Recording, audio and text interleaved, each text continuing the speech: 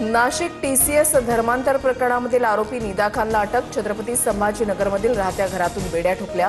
निदा खानचा अटकपूर्व जामीन अर्ज कोर्टाने फेटाळल्यानंतर पोलिसांची कारवाई. आज कोर्टामध्ये हजर करण्याची शक्यता. धर्मांतर मुलींना फसवण्याचे प्रकार एमआयएमच्या माध्यमातून होता. टीसीएस धर्मांतरातील आरोपी निदा खानला इम्तियाज जलील यांनी पाठिंबा दर्शवला होता. मंत्री संजय शिरसाटांचा आरोप. या प्रकरणी एसआयटी चौकशीसाठी शिरसाट मुख्यमंत्र्यांची भेट घेणार.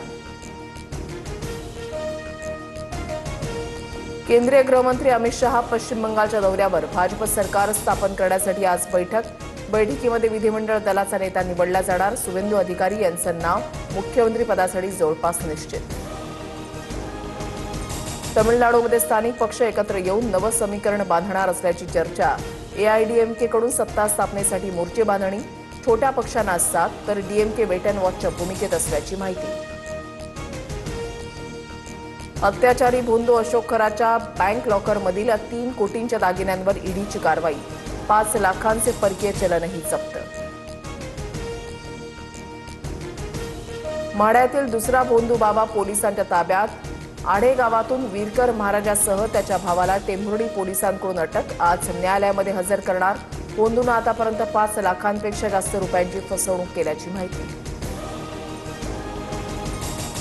पुण्याच्या नसरापूर अत्याचार प्रकरणी शवविच्छेदन अहवाल समोर. मुलीच्या शरीरावर टणक हत्यारानं वार.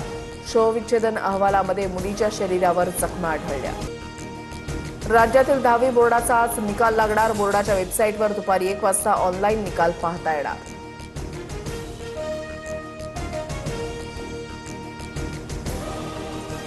देशांतर्गत विविध मार्गांवरील विमानांच्या तिकीट दरामध्ये 25 ते 30% वाढ. वाढती मागणी आणि इंधन दरवाढीमुळे निर्णय. गोवा, हिमाचल, काश्मीर, दक्षिण भारतामध्ये फिरायला जाणाऱ्या प्रवाशांच्या खिशाला कात्री.